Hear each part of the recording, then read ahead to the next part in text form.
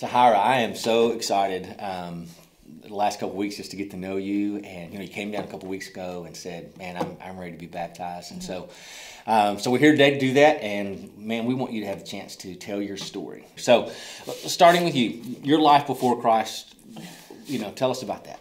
Well, before Christ, I used to go to church, me and my mom, and I wasn't really I didn't have a spiritual relationship with Christ. I was just kind of intellectually aware of him. I knew who he was, but I still was doing my own thing or whatever.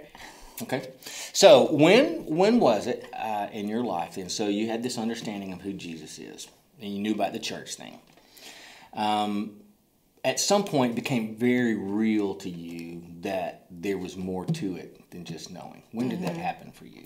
My aunt, she's a preacher, and she had a conference or whatever. It was a women's conference. And so I guess this is when the whole idea of what Christ is for me and how he looks at me and how God looks at me made sense. And I finally understood when people say, you're saved, you're saved, you're saved. Yeah. So what happened was I was sitting in church or whatever, and I was listening, because, I know this kind of didn't really mean anything, just listening or whatever to what he had to say. And so the preacher was he was a lot of people wonder why they feel like they can't, just kind of shake God or shake Christ or whatever. And it's you always feel like you're running and you're just in this boxing match in your head because you want to do what you want to do, but you know what God wants you to do. And that's how I felt, because I know the way that I'm living isn't the way that God wants me to be living, and the things that I'm doing are not the things that God wants me to be doing. And I'm aware of that in my mind, but I had no desire here to change that. So he was preaching or whatever, and he's you wonder why you're just having this constant battle with yourself and why you can't do this. And he was he said something that will stick with me forever. It was amazing. He was okay, so God is so omnipotent that he has gone he can go in and out of time or whatever, and he just is everywhere, every time. He's he went all the way to the end of eternity, and he saw you in heaven, and he's now come back to today.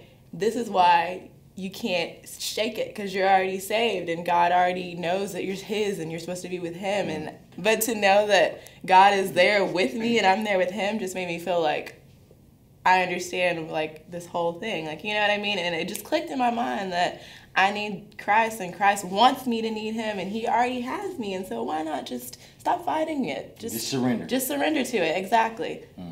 So, what would you like to say to the students? There are students out here that are about to witness your baptism, to see you make this public profession of how Jesus has changed you. If you had the opportunity to say something to them, word of encouragement or word of challenge, or just you wanted to say something to them, what would it be? I would just say, just do what feels right, in your heart. If you know, Christ is tugging at your shirt or whatever, and he's calling you, just go ahead and go with it. Because, ultimately, you're going to go with it. It may not be right now, but eventually it's going to happen. And so, yeah, just don't be afraid to, surrender yourself to him completely. Very cool.